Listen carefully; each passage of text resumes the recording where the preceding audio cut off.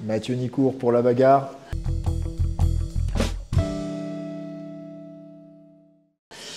Merci de nous recevoir chez toi, Mathieu. On est à la FFA, à Vitry. Tu es l'un des pionniers du MMA français, tout le monde le sait. Et aujourd'hui, tu es l'un des hommes les plus puissants du MMA français. Oh. Et oui, il faut le dire, tu es donc le head coach du FFA avec tous les champions. Tu es également manager et tu es aussi matchmaker chez Hexagone. Donc, clairement, tu pèses dans le MMA français. Ma première question, c'est, vu que tu es matchmaker du Hexagone MMA, pourquoi on n'a pas droit à ce combat Greg MMA versus Ibra TV, vu qu'il y en a un qui combat le 7 juin à Reims et l'autre le 24 mai à Bordeaux? Alors parce que d'une part, il a fallu attendre que Greg MMA, se remette de sa déchirure du biceps. Pour organiser un combat Greg contre Ibra, on a besoin d'une salle qui ne soit pas une salle lambda, puisqu'on attend un public beaucoup plus important et que donc ça prend beaucoup de temps pour réserver ce type de salle, trouver les dates. Et que donc il nous fallait pouvoir anticiper un peu plus. Donc on a opté pour ce choix-là. Et aussi parce que on trouvait plus logique aussi de demander à Ibra de faire un peu ses preuves devant le public français avant d'affronter Greg. Donc comme ça répond à ces deux objectifs. Ibra, donc il est à Bordeaux, ce sera le main event, un co-main event? Ça sera le main event. Ce sera le main event pour ce premier combat. Donc tu lui mets en plus la pression totale sur ses épaules. Est-ce que, je ne sais pas si tu peux le donner déjà ou pas, est-ce que tu as le nom de l'adversaire? Alors j'ai le nom de l'adversaire. On ne va pas le révéler encore parce que la carte n'a pas été annoncée officiellement. Mais c'est quelqu'un qui a, je peux déjà vous donner des indications, c'est quelqu'un qui a déjà une bonne expérience dans un autre sport de combat puisque c'est un boxeur d'anglaise et qui a déjà fait ses débuts en MMA. Donc c'est quelqu'un qui débute le MMA, qui a déjà fait son premier combat, mais qui a déjà une grosse expérience dans un autre sport. C'est un petit peu le cas d'Ibra aussi, qui fera ses débuts en France en MMA, mais qui a déjà une expérience en lutte. Il a fait son premier combat en amateur ou en professionnel? Ça, tu peux nous le dire ou pas? Il a fait l'adversaire d'Ibra, il a fait son premier combat en professionnel. En professionnel. Un Français? Un Français. Donc ça risque de hyper pas mal alors. Écoute, on espère en tout cas. Et pour Greg? Là, on a parlé d'Ibra, parlons de Greg. Son adversaire est déjà connu aussi? Son adversaire, on le connaît déjà aussi. C'est quelqu'un, là c'est pour moi un autre step dans les adversaires qu'on a proposé à Greg pour le moment. C'est quelqu'un qui a une grosse expérience, alors qui a la particularité d'avoir le même âge que Greg. Donc c'est pas un petit jeune, mais c'est quelqu'un qui a déjà plus de 30 combats pro avec un ratio positif. Pour moi, un vrai challenge pour Greg. C'est un combattant français, étranger? C'est un combattant brésilien. C'est un combattant brésilien. Qui est toujours actif ou qui a fait une pause et qui revient? Qui était actif il n'y a pas longtemps. Qui a été actif il n'y a pas longtemps. Ok, c'est pas mal ça comme indication. Oui. Restons sur Greg. Souvent sur les réseaux, on a vu qu'on disait « Ouais, Greg, il combat des peintres, ils sont pas au niveau, on lui met n'importe qui. La preuve, regarde, il s'amuse, voilà, il a le smile. » Toi, lorsque tu entends ça, tu te dis « Parce que Greg est très bien préparé » ou en effet, ils ont peut-être un peu raison? Alors, je pense que Greg est très bien préparé, mais il a 47 ans. Donc, quand il va affronter un combattant qui est dans la force de l'âge, bien évidemment, il ne va pas prendre le haut du panier. Et il y a un équilibre qui doit se faire entre l'expérience, le niveau technique et simplement, on a l'âge de ses artères aussi. Donc, on ne peut pas nier l'âge de Greg.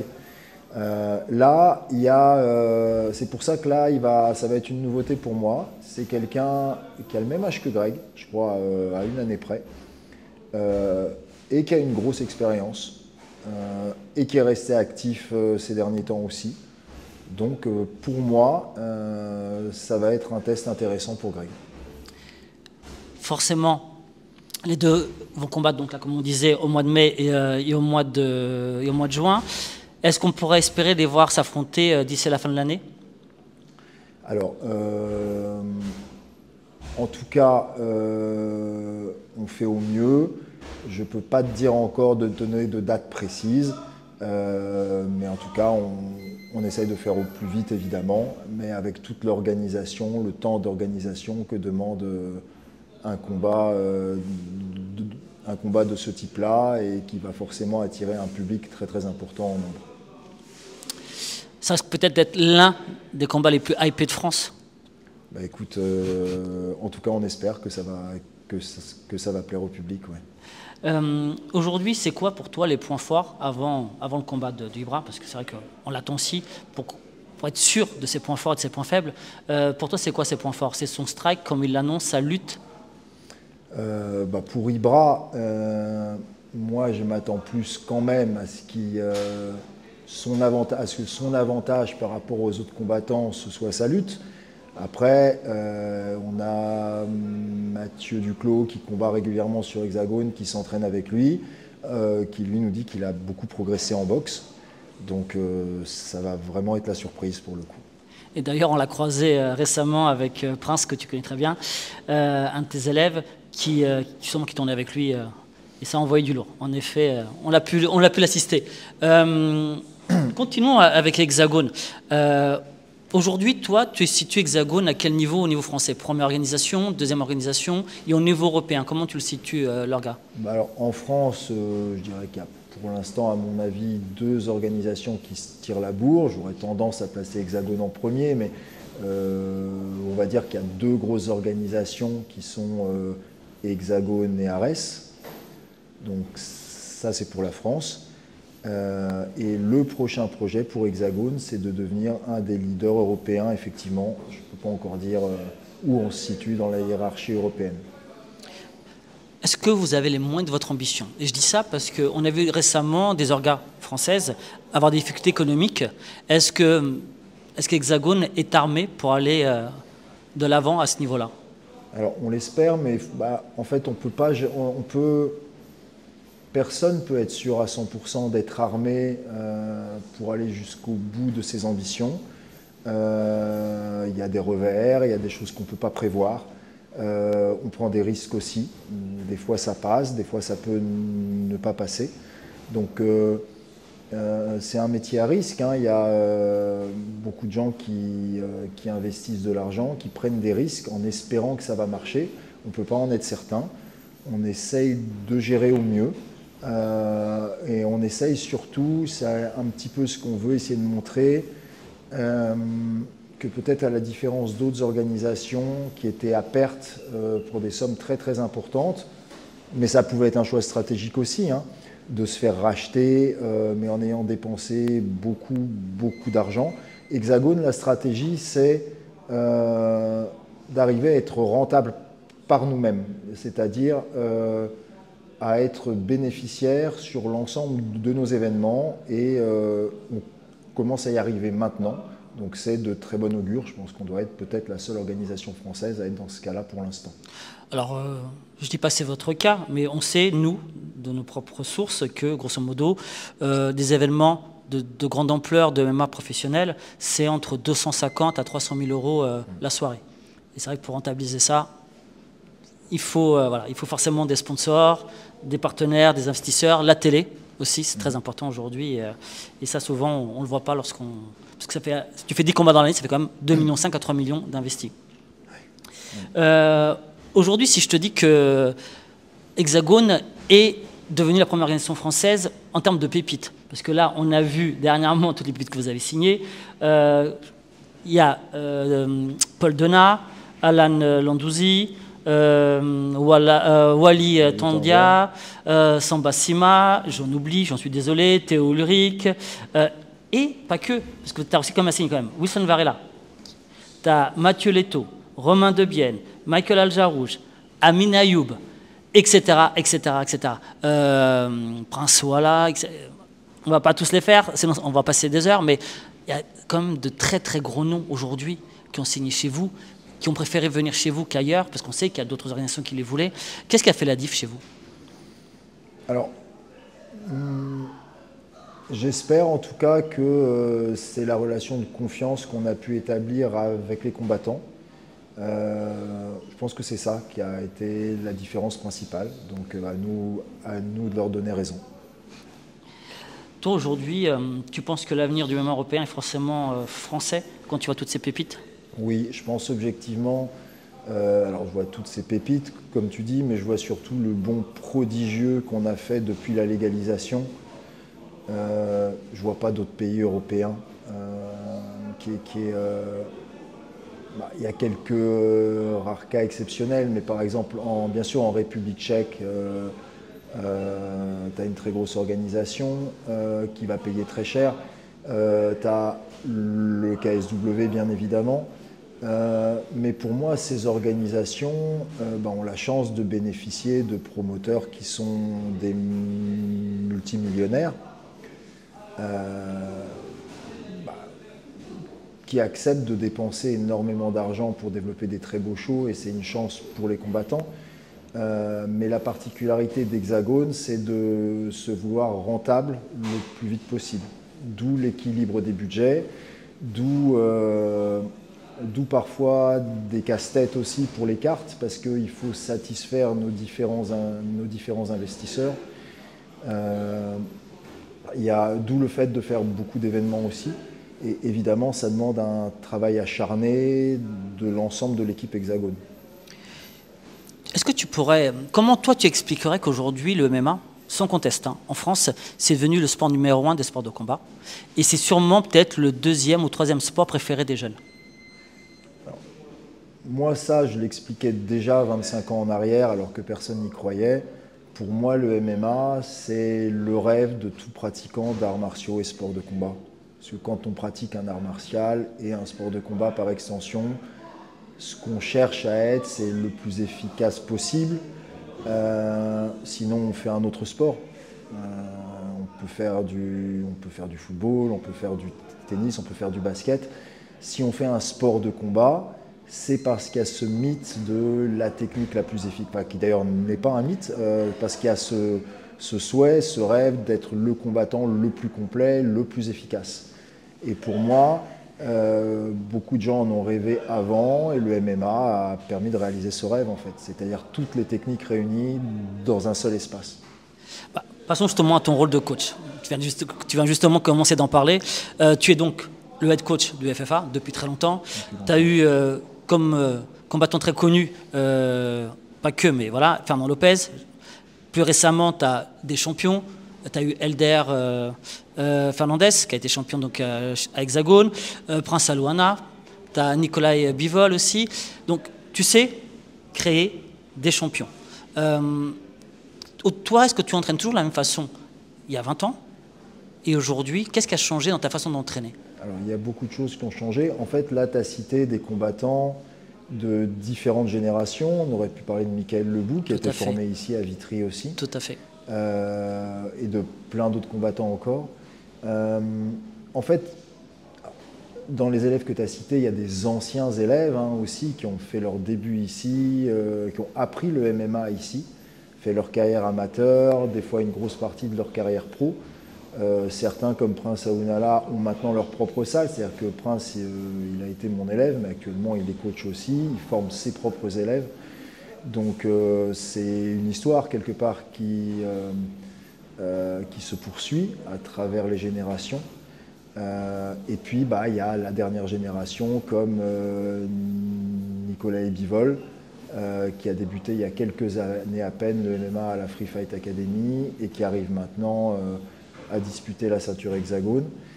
Je crois qu'en fait, j'ai un peu traversé les âges, on va dire.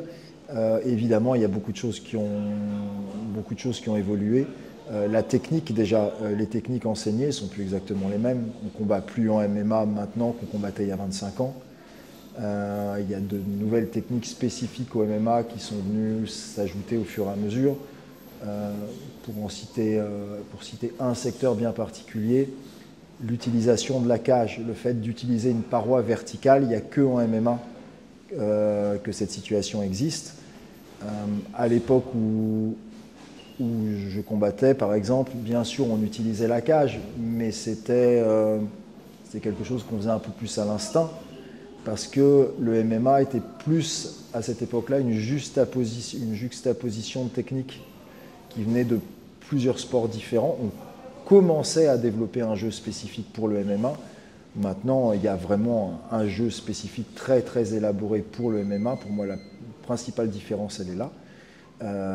Donc on s'entraîne en conséquence.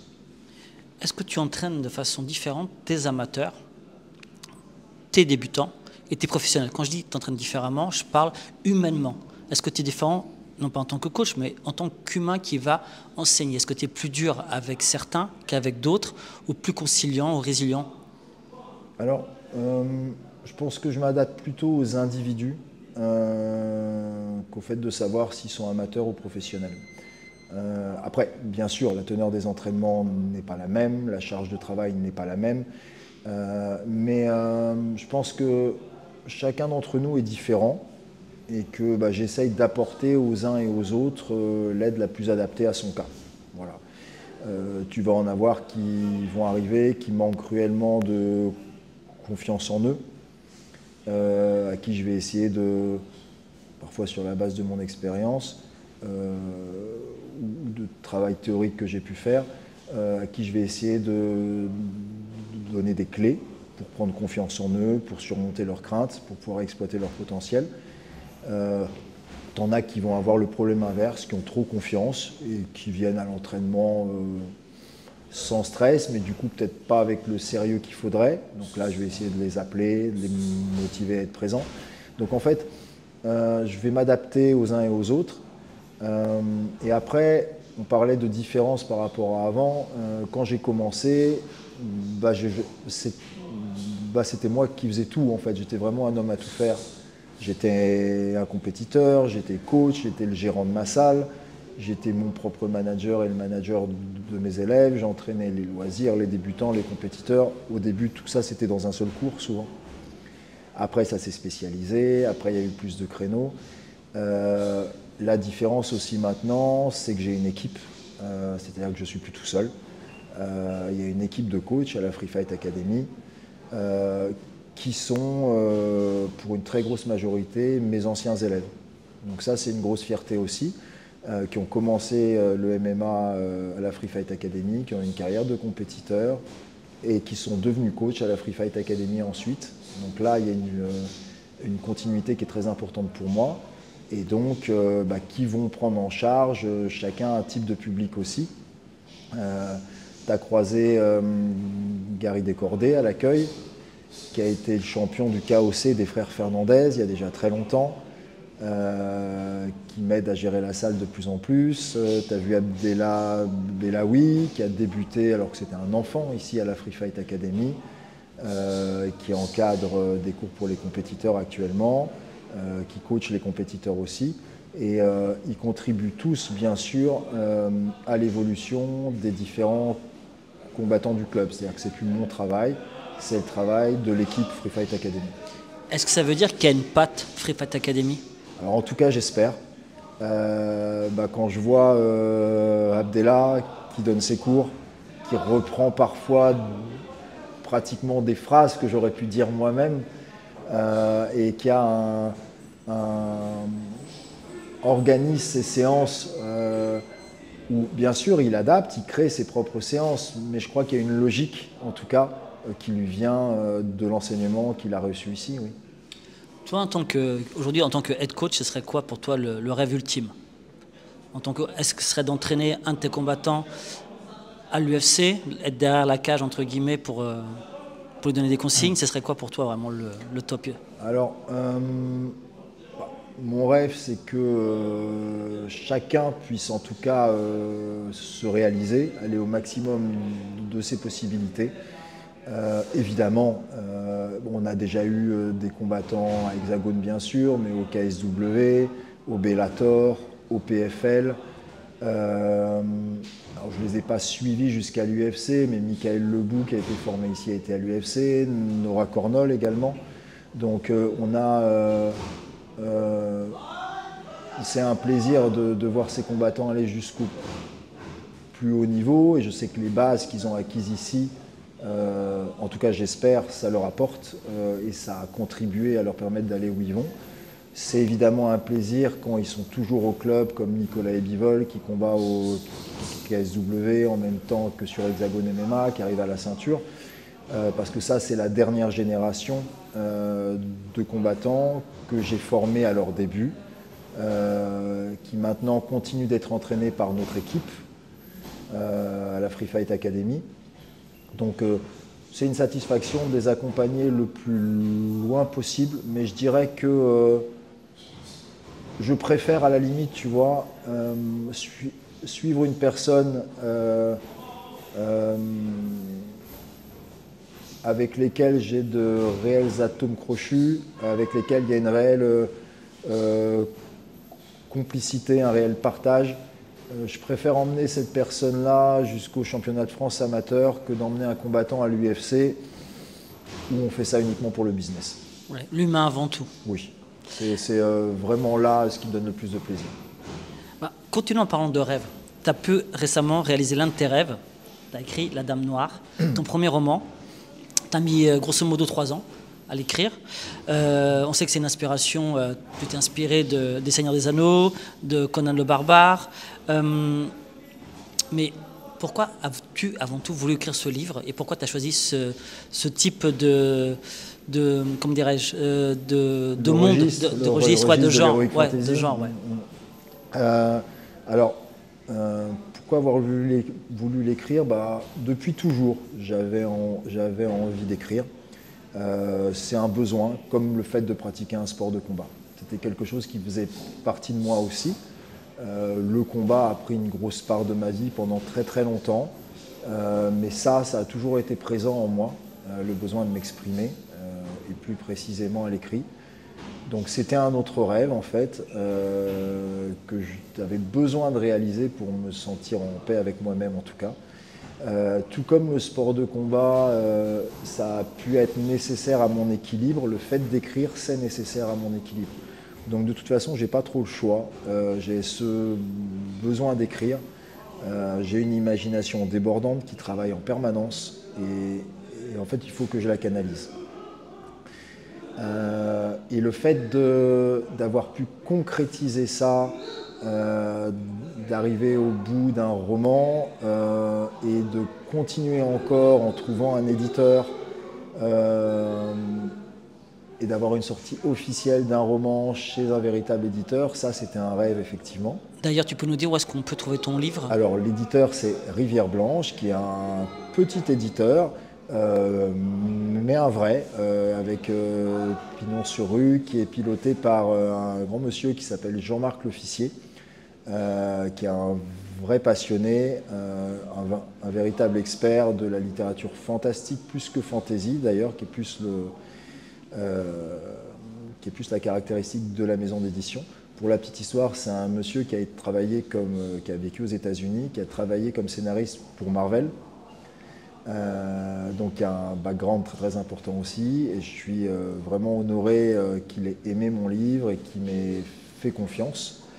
Donc on peut trouver le roman sur le site des éditions Rivière Blanche et sur Amazon bien entendu, n'importe qui avec un compte Amazon, vous tapez La Dame Noire, c'est un des premiers qui sort.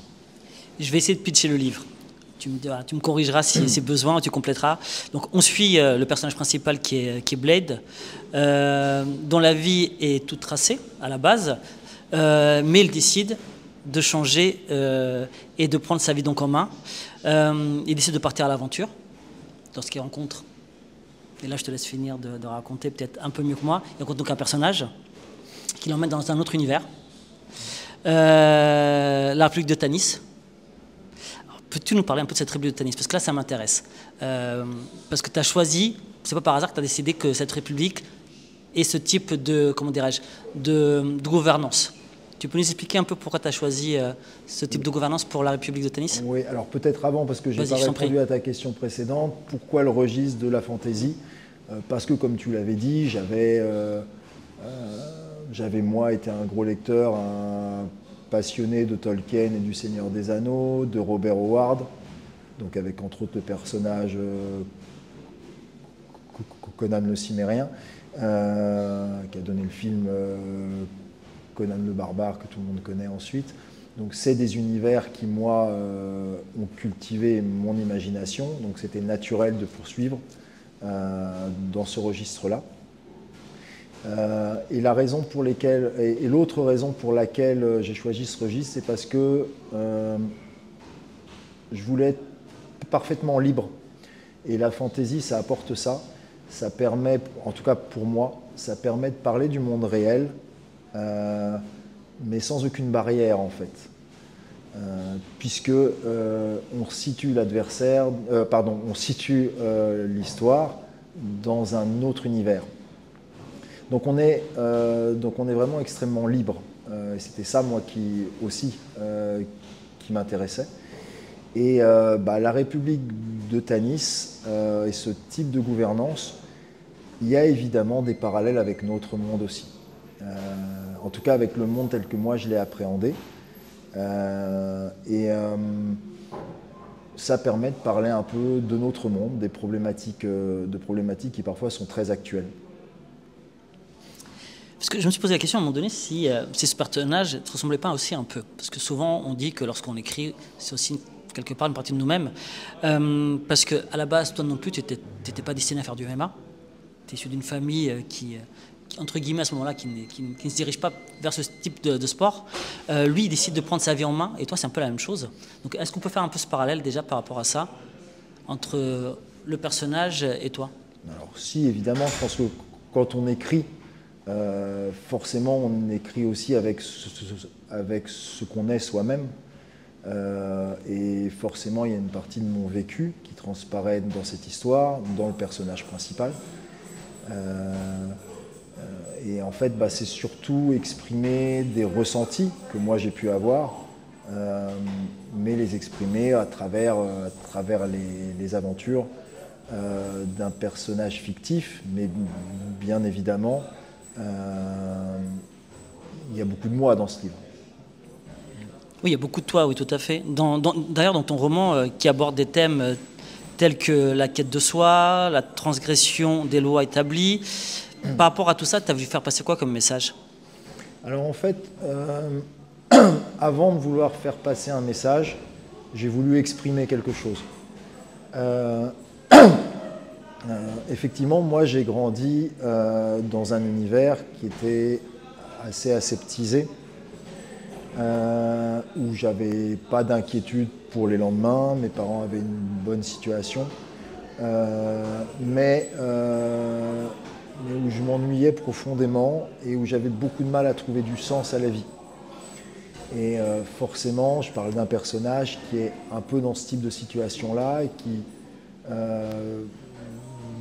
est à la recherche de sens. Et je parle aussi, alors ça c'est pour la partie dans laquelle moi j'ai grandi, mais je parle aussi de ce que j'ai connu par la suite, c'est-à-dire au travers du MMA, j'ai pu explorer, découvrir des univers qui étaient très différents dans celui dans lequel moi j'avais vécu. On est ici à Vitry, tu te doutes bien que l'environnement d'un jeune qui grandit à Vitry, c'est pas le même que celui dans lequel moi j'ai pu grandir. Et en fait, j'ai découvert de cette manière-là que des mondes très différents pouvaient vivre les uns à côté des autres sans se mêler.